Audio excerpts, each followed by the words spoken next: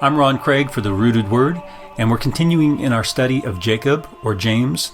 We're on verse 9 of chapter 1. We're going to go through verse 12, and we're contrasting the Rooted Word translation with the King James translation, and also expositing it to understand it and apply it. So let's start with the King James verse 9. It says, "Let the brother of low degree rejoice in that he is exalted."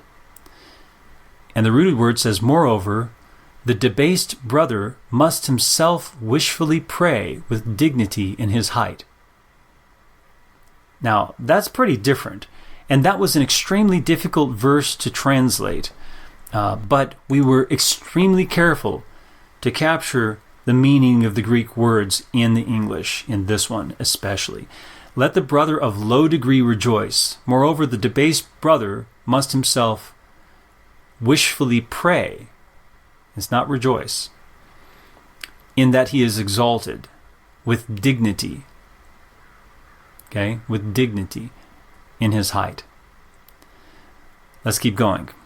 Verse 10, "But the rich, in that he is made low, because as the flower of the grass he shall pass away." That's King James. The Rooted Word says, "But the fulfilled one, in his debasement, moreover, as a flower of the cultivated crop, he will himself pass away." So it's more precise when it says he will himself pass away, rather than King James says he shall pass away. There's something about what he is and what he's doing that's causing him to pass away. Right? But the fulfilled one, the rich, right? All right, you could translate it rich because the rich are fulfilled, but it includes those who aren't rich also, but are fulfilled in this life. Okay? But the fulfilled one in his debasement, right, in that he is made low, right, is literally debasement, like, right? Because the flower of the grass, because as the flower of the grass, he shall pass away. So, as a flower of the cultivated crop, it's a crop that's fed to animals but kept in a courtyard for protection, I guess.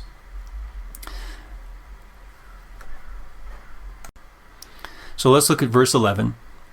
"And in the King James, for the sun is no sooner risen with a burning heat, but it withereth the grass, and the flower thereof falleth, and the grace of the fashion of it perisheth.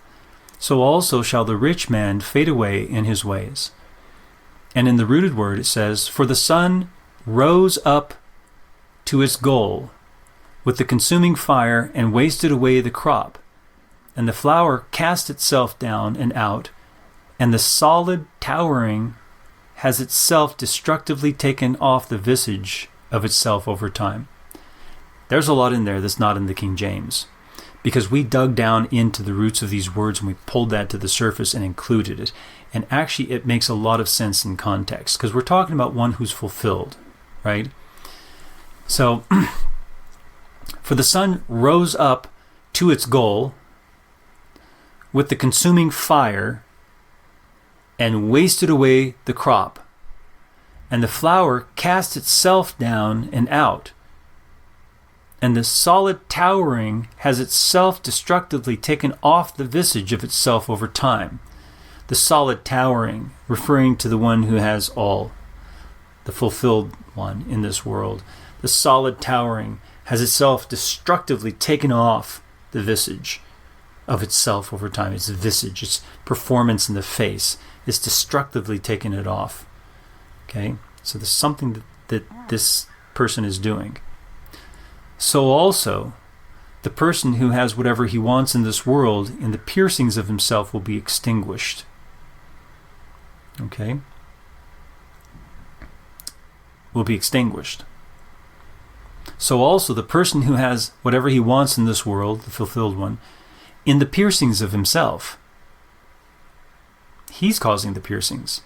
It's not someone else. He's causing the piercings. "Will be extinguished." And it's his piercings of himself that are going to extinguish him. Let's look at verse 12.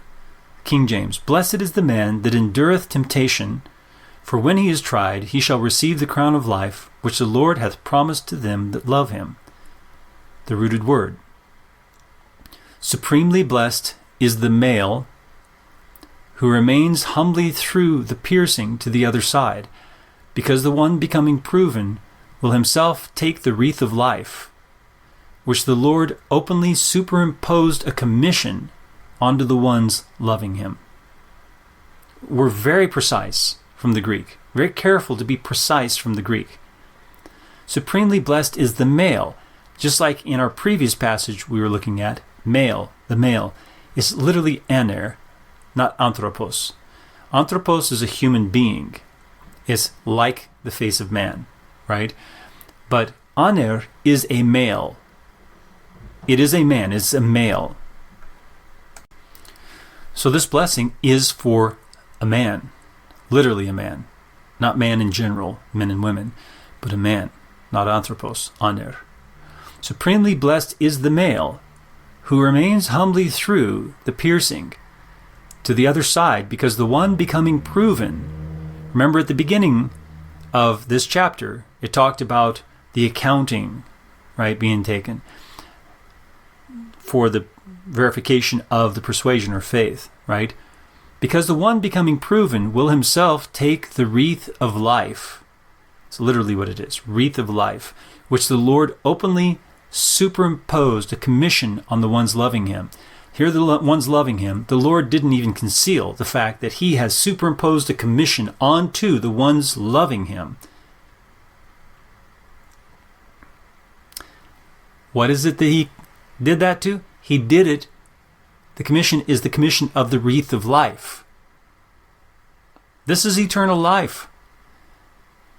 But only for those who remain humbly through the piercing to the other side. That's the supreme blessing. That's all one package. And if you read it in the King James, it's rather difficult to get that.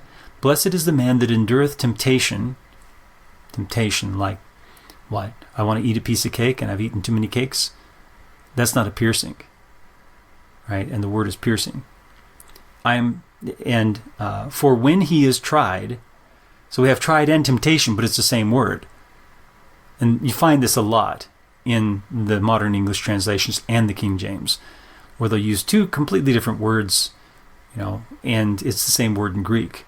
Is it temptation or is it a trial? They're not the same.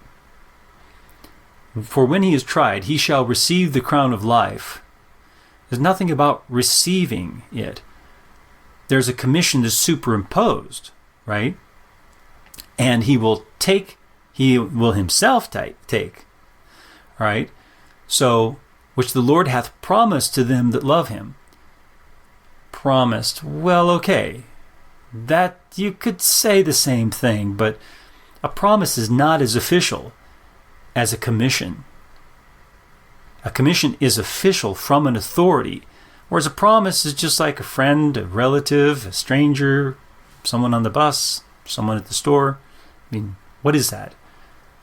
So instead it's a commission. And a commission is authoritative.